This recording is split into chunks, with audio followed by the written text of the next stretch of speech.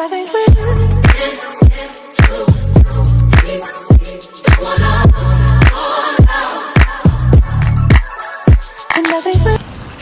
hello, wonderful people. Okay, so right now I'm vlogging and I'm trying to like vlog things that are fun. Hopefully you can hear me. It's a little windy in Dallas. It's actually been quite rainy, and so I'm trying to vlog stuff that's fun.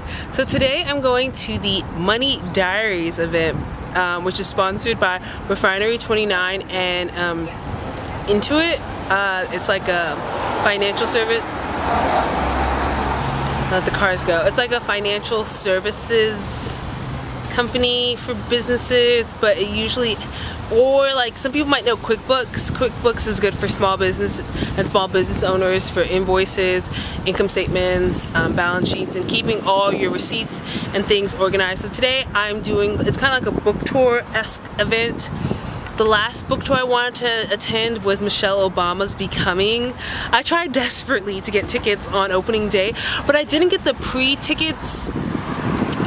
You needed like a pre-ticket pass or a code for Ticketmaster, and you think since Ticketmaster is like low-key a monopoly, they would have updated their site. When you don't have competition, you don't have incentive to do better. So today is the event. I bought my ticket this morning and I'm very, very excited.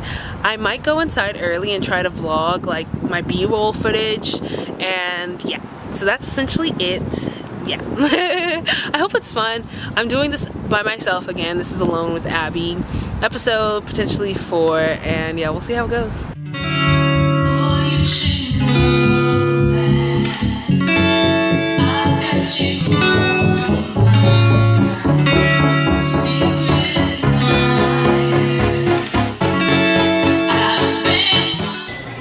Okay, so On Time Abby strikes again, where I'm on time. Like, remember in the last event, I was like, oh, I'm gonna be just, you know, casually, fashionably late. What happened? I was like perfect for that event, but this time I'm on time because I wanted to hear the speaker. So whatever.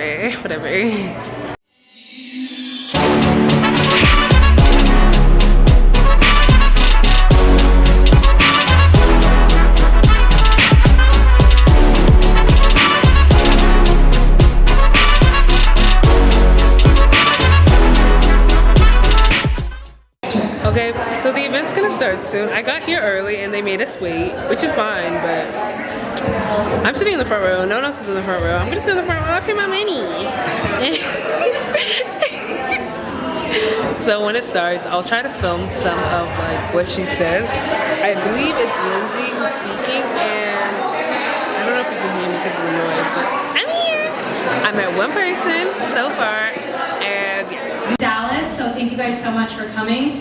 Over the past year, we've been really proud to partner with Intuit on Money Diaries. And specifically, one thing we've been focusing on is really to provide tips and tools to our readers, to not just provide them on financial tips and tools, but to really help you guys feel empowered to make amazing financial decisions and feel really in control of your financial life and really drive conversation around these topics.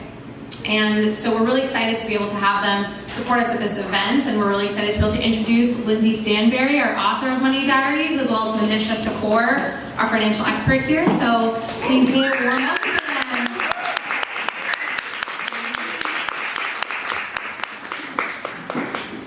Thank you guys all so much for coming. Can you hear me? Is it working? No. Yeah? No? Eat it. Eat it? Get it really close there. Is that better, guys? Can you hear me now? Thank you so much for coming out tonight. My family is from Dallas, and I really consider this like a second hometown. So when we were talking about the book tour and bringing it here, I'm not going to call on anybody. I promise the front row. I'm only going to pick on them. So what we want to do is turn to the person next to you and tell them about a purchase you've made in the last 6 months that wasn't essential, and how did it make you feel, good or bad or guilty or whatever. So take a couple minutes and talk to your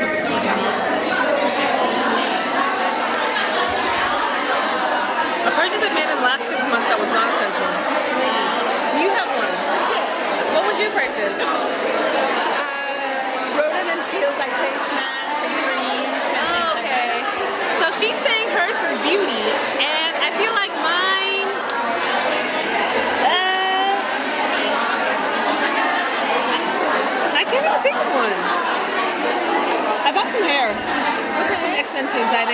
I didn't need.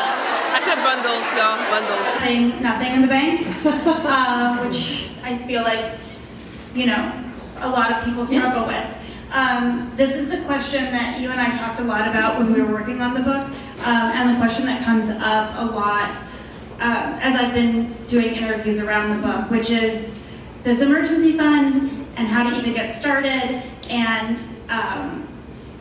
you know, you said, which I thought was really great advice, you actually gave a number. And it wasn't 3 to 6 months savings, it's just $2,000. So I was curious how you came up with that amount.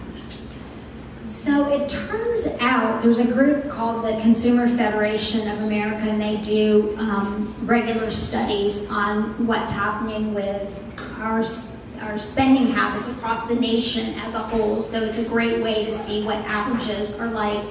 And the average one of us experiences $2,000 a year of unexpected expenses. And these are truly unexpected expenses. Like you blow out a tire, you have a sick family member, and you need to buy a last minute expensive ticket to get there.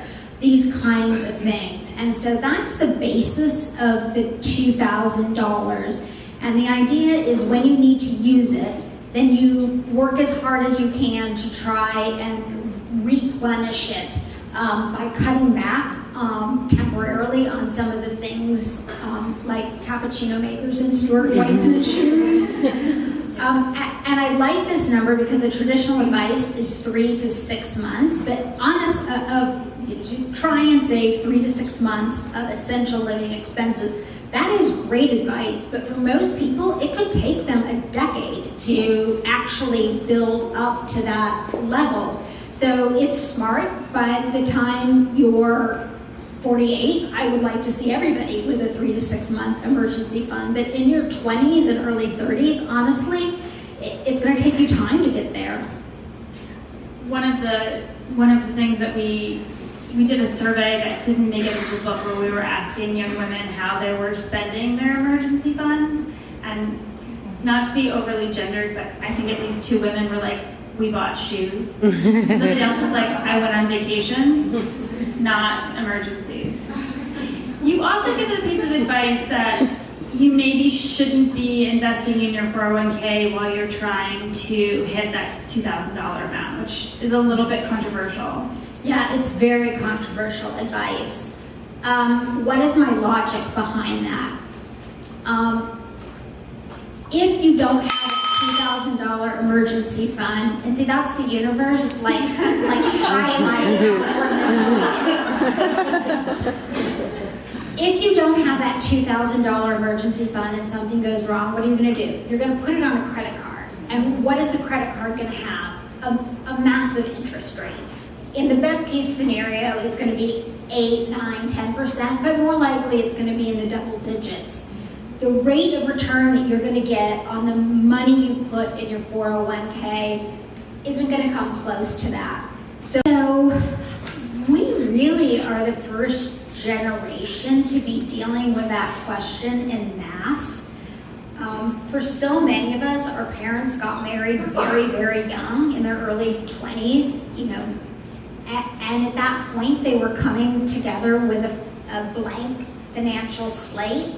And so it was so much easier to think about the debt that was incurred as our debt because you were doing things for the first time and incurring that debt, whether it's a mortgage or a car loan together.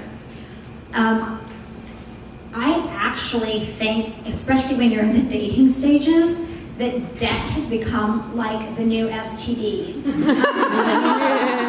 Literally. I agree with you. Yeah. Like people don't want to talk about it. Yeah. They're super embarrassed by it. Oh my God, that's so brilliant. Like all kinds of couples. Like yes, 100%. And it showed that there can be such a big divide. Like there's the woman in the relationship with no debt, and there's the woman in the relationship with $100,000 in student loans, and it's just a disaster. There's a quote I love, and I have no idea who said it, but it's truth is the best disinfectant. And so I feel strongly that when we meet somebody, we are asked, when we talk to our girlfriends about meeting somebody, they ask if we're physically attracted, if we're emotionally attracted, if we're intellectually attracted, but nobody asks if we're financially attracted to each other. And no one teaches us how to assess whether or not we're financially attracted to each other. And so I really feel strongly that it's like a skill we have to teach ourselves. I've co-written 2 personal finance books for women ages ago. One of them has a funny title. It's called Get Financially Naked, How to Talk Money with Your Honey. And I literally think that should be our motto, is getting financially naked before moving in with somebody, and certainly before marrying somebody. And I don't think there's a right or wrong answer as to how to handle that debt. You just want to talk about it and come up with a plan that both people feel comfortable with. It's incredible. The research suggests how few people know their partner's income, which I think is crazy. Oh. And I was telling, I know, right? I know, it's crazy, but it's true. It's like 2/3 of people, it's an insane number. And I was telling Manisha before, I met this interesting woman last week in San Francisco who has this app called Zeta, and it's for couples to help manage their money together. And she said that she found that the couples split 1/3, they're keeping finances completely separate, 1/3 they're doing some version of yours, mine, ours, and 1/3 are combining everything. So it's really interesting to see that it's just, you just have to talk about it and figure out what works for you. Well, and let me just interject. One of the other things that I'm starting to see a huge trend is in women becoming the co- and primary breadwinners. I don't know how I feel about this. On one hand, I think it's awesome that we are doing so well and we're so empowered. On the other hand, I did my MBA at Harvard Business School, and I have so many girlfriends who have, for lack of a better term, deadbeat husbands who just expect that it's all going to work out because they're married to a powerful, hardworking woman. And it's been really devastating on their marriages.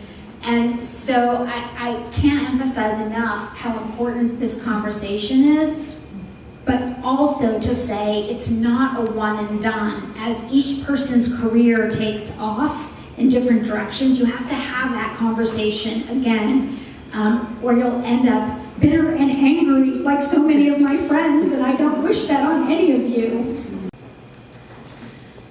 So this is fascinating to me. Studies show that men and women have essentially comparable levels of financial literacy, and the levels are low. They're hovering around 30-35% across both genders. But what is stunning to me is that men's confidence around that is here, and our confidence around that is here. So there's this huge confidence gap, and I think that's what leads men and women to deal with their money differently. And there's one way in which women deal with their money differently that I worry about, and there's one way that women deal with their money differently that I think is awesome. So the biggest difference that I see is that men start talking about money earlier. Like they start talking about it with each other in college, and so they have this greater degree of comfort using these terms and developing their financial fluency muscles. And so as a result, the message about starting to invest your retirement money aggressively in stocks because you have 30-35 years, and yes, it's scary, the stocks are going to move all over the place. That's why you get a higher return than savings account and money market funds. You get paid to take that roller coaster ride. I see more men jumping on that roller coaster ride than women, and over the long run, it makes a huge difference. the thing that I see women worrying about more, particularly as they get married and start a family, that I think is awesome, is cash flow. And so I find that oftentimes there's a cockiness around men and the ability to figure out what happens if, whatever hits the fan. And I've noticed that women tend to want a slightly deeper security blanket. And I would argue that that's really a helpful thing in households, because life doesn't always go the way you but I think about my life now, and I think about how I thought it was going to be when I was 25, and it is literally night and day, in a good way, but night and day. So I'm going to start with the last one because that's a little more fun. I would tell 25-year-old Manisha to date more, because then maybe she would have the right person. In terms of what I did right, I attribute this to my parents. I'm half Indian, and so I have that, classic immigrant mentality. My dad literally came over here with a suitcase and $100. And my mom's family was, or is, lower middle class. My grandfather worked at a gas station. My grandmother was a clerk. But my dad became a CPA and then grew his career and ultimately became the chief financial officer of a Fortune 500 company. And so he sat me down when I was about 11, and in a moment of unique father-daughter bonding, he taught me how to use a calculator called an HP12C, which is a financial calculator that lets you see if you save. So what we did is we did this exercise. He showed me if I save my babysitting and my lawn mowing money, and I invested it appropriately in stocks, and it grew at averages over the long run, how much I would have when I was 65. And when I saw those numbers, I was like, ooh, I want that. And so what I did in my 20s and my 30s as my career started to rocket, was I kept, when I would get raises, I kept living as if I didn't get those raises for as long as I possibly could, and I banked that difference.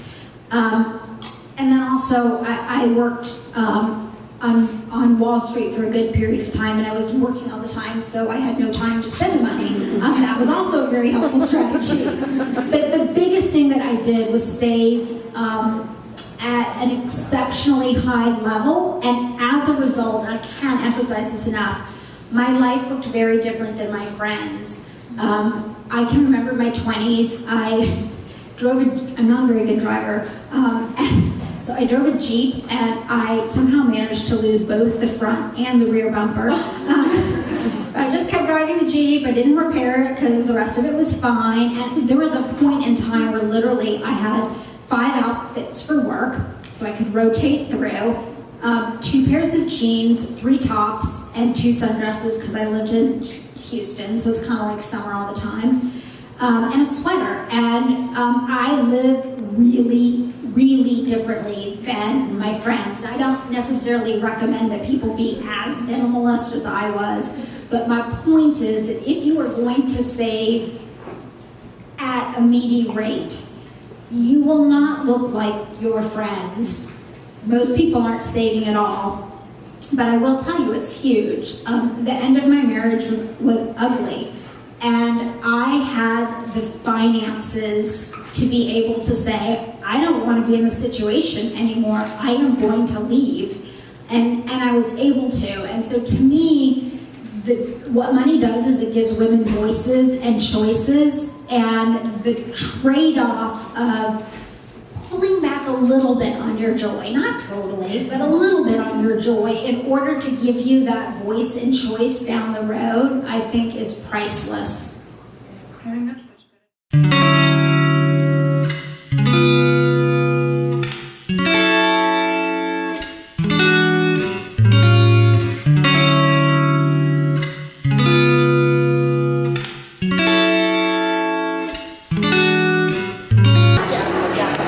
Okay, so now it's book signing time, so I'm about to get out of the frame because the guy was about to take a photo. So I'm gonna get Lindsay, I don't know what her last name is, to sign my book. Hopefully, I'm gonna put to the Money Mommy? Maybe that's what I'll put in my book. I'll show you guys. I'll show you guys at the end. What's your name? Okay, so my name is Abby, but could you sign it to the Money Mommy? To the Money Mommy? Mommy? With the I? Then I? Like mommy? Like champagne poppy? Oh, yes. Yes. So spell it for me. Oh, so to the money, money like money. Yeah. And then mommy, M-A-M-I. And then that's it. I'm super excited. Is that your social media handle? No. No? No, it's just something I wanted in the book. Yeah, because I'm giving it to my sisters after I finish it, so nice. I didn't want it to be my name. Thank you so much, Lindsay. It was a great little. Thank you for coming. I really appreciate it. It was so nice to meet you. And thank you for sitting up front. Oh, you're welcome.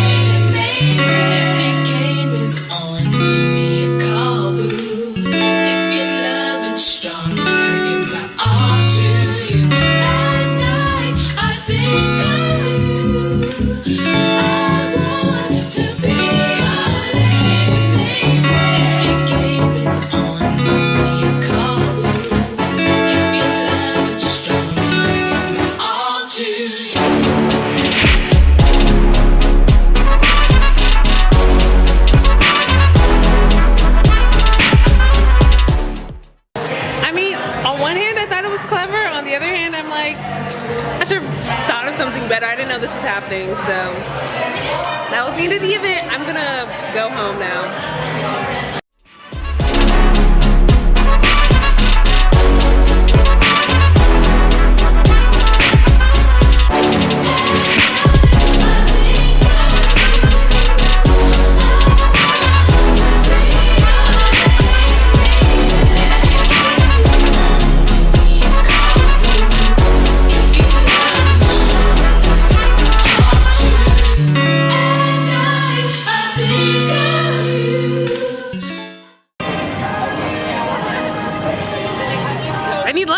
I need light. I'm a black girl. I need light. Where's some light? Okay, there's no light. I'm probably gonna head out soon because I need to go home.